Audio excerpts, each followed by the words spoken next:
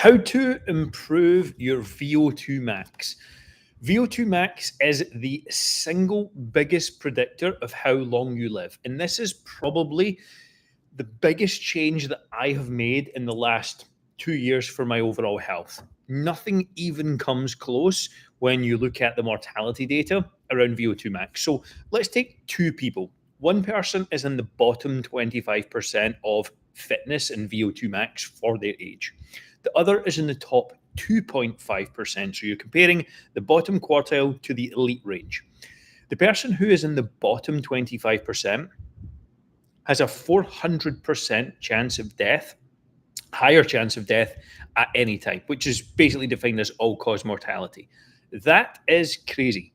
Now, to put this into some context, smoking, which we all know how bad it is for us, has a 40% increase in all-cause mortality. This is a 10x difference over smoking. That is wild. For those of you who don't know who I am, my name's Andrew Marsham. I'm the founder of the High Performance Health Program. I've been training and in the gym for 15 years, have personally coached over 400 one-to-one clients, and my company has worked with well over 1,700 clients since 2018. We've been in business for 7 years, and we've helped hundreds of thousands of people. I've taken my own VO2 max from the average range to the elite for my age. And I'm going to walk you through exactly how you can do it, how I done it, and how you can put a plan in place to get your VO2 max into the elite range as well. Step number one is create a plan. It is too easy in this day and age to not do things without a plan, or to do something without a plan. There's apps, there's AI, there's programs, absolutely everything is literally almost free in terms of information. So step one, if you don't have it, is create a plan for improving your VO2 max. Now, if you're a busy professional, which is the type of people we work with physicians, attorneys, executives, CEOs, people who are incredibly busy, then you're going to need some more nuance. Stress, sleep, responsibility, travel, all of these things are important to factor in. Now, as a side note, if you are a busy professional who wants some help, removing the guesswork around this and getting a guaranteed result with support from an expert, just go to the link that's in the description, check out our website and book a free coaching call if you feel it looks like we could potentially help. But let's look at the plan. So here's the simple plan that I have followed. I have simply done 3 runs per week. I've trained for 15 years, and for 14 and a half years, I've trained probably 4 to 6 days a week in the gym and done minimal cardio, max 1 to 2 days. I did train for a half marathon for charity, around 18 months ago, which kind of kicked some of this off, but that's been it. I have done 3 runs each week. Now, running is my modality. You can choose any cardio you like. 1 long run, 1 interval run, and 1 easy paced run.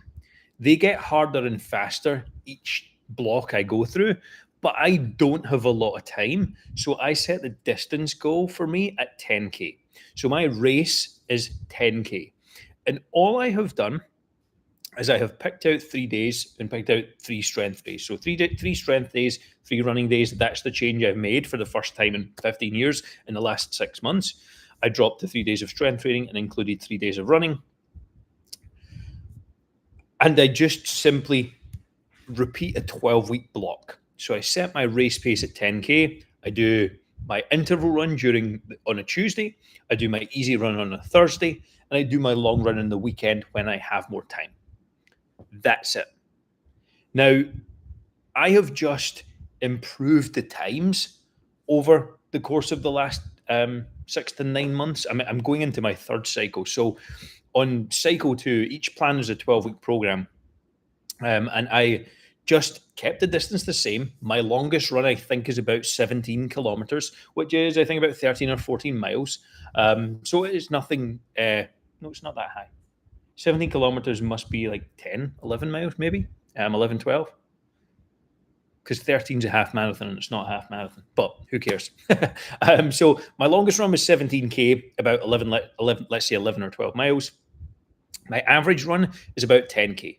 10 to 12 max. And that to me is about a 45 to 60 minute run. I can dedicate that time. I can do it. And all I have done is gone further in those times. I'm busy. I run a company. I don't have 2 hours to train. I have no ambition of training for an Ironman or a marathon or anything like that. I just want to improve my VO2.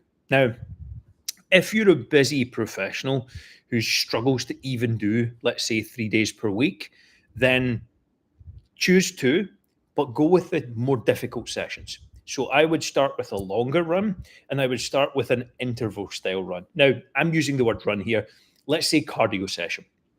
So I would do something like a Norwegian 4x4. This is one of my favorite ways to improve VO2 max. And based on the science, this tends to be in the most effective range for improving your VO2 max as well. You need longer intervals above a minute to get the most benefit. So the Norwegian 4x4 is simple. You do a 5-minute warm up, then it's 4 rounds going for 4 minutes, repeat that 4 times. So 4 minutes, you're going as hard and as fast as you can, but you want to sustain that pace. You don't want to burn yourself out after a minute. You want to sustain the pace for 4 minutes. Then it's 4 minutes recovery. You repeat that 4 times. Cool down for 5 minutes at the end. That's about a 40 to 45 minute workout and will seriously improve your VO2 max. You need that longer effort to really start to see some improvements. The second part, or the second run I would have, or cardio session, would be a longer, steady state session. Now, this is going to vary. What's long for me might not be long for you. What's long for you might be incredibly short for me, and vice versa. Start with around 30 to 60 minutes. If you can fit that in, great. Pick a consistent pace, go as fast as you can, and go for as long as you can. And I would push that up to about 60 to 70, 80, 90 minutes if you can. And if you have the luxury of that, most people don't. That's okay. If you can get 45 to 60 minutes and do a long, steady state cardio session, that's really going to help bring your overall aerobic capacity up. So ideal world, you pick 3 sessions a week. If you can train 6 days a week like me and do 3 strength and 3 cardio, that's not most people. And that's going to be 1 long run, which would be about, let's say, 60 minutes or so. 1 interval style run, the Norwegian 4x4 is great. And 1 easy run, that's maybe going to be about 45 minutes, easier paced, slow. You're just trying to get miles in. That's all you're trying to do. Or again, miles on the bike, miles on the elliptical, miles on the rower, whatever, doesn't matter. Miles in the swimming pool, they all improve. Probably wouldn't look at swimming for the high-end VO2 stuff, but it could probably still work. I'm sure swimmers have amazing VO2 maxes. If you have 2 days a week, do an interval style run, Norwegian 4x4, in a long, steady state. That is going to be your optimal strategy, science-based, to improve your VO2 max. If you're out of shape, if you're 30 to 50 pounds overweight, start with walking. Do not burn yourself out.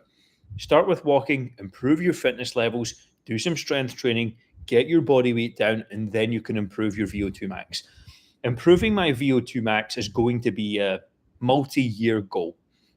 This is not something that you're going to double in 6 months. It's just not possible. But based on the data, it's the most important thing you can do to live a longer life. So it's absolutely worthwhile. So if your goal is to be a fit, active, healthy parent, grandparent, you want to play golf, you want to play with your kids, you want to go a hike, you want to travel. These are the things we hear from our clients every single day. I want to be able to do these things in my 70s.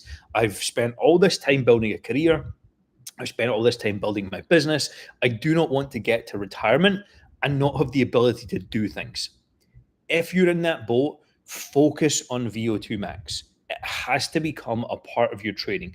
There is literally, and I mean this literally, nothing more important for your mortality, based on the data, than getting this number high.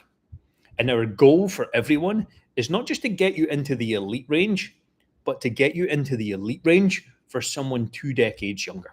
That means when you're 70, 75, you could have the fitness levels of an elite 50-year-old. And that would be a phenomenal place to live. Your quality of life would be incredible. You would be almost, well, you'd be limited in some capacity. Of course, I was going to say unlimited, but you're always going to be limited at 75 in some way. You're not 20 anymore.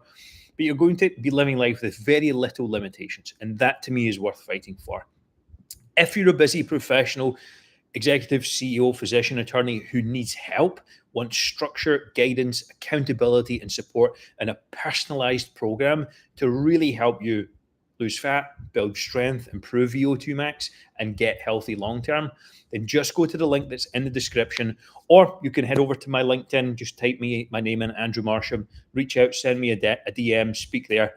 If not, hope this video was helpful. Make sure to subscribe, and we'll see you in the next one.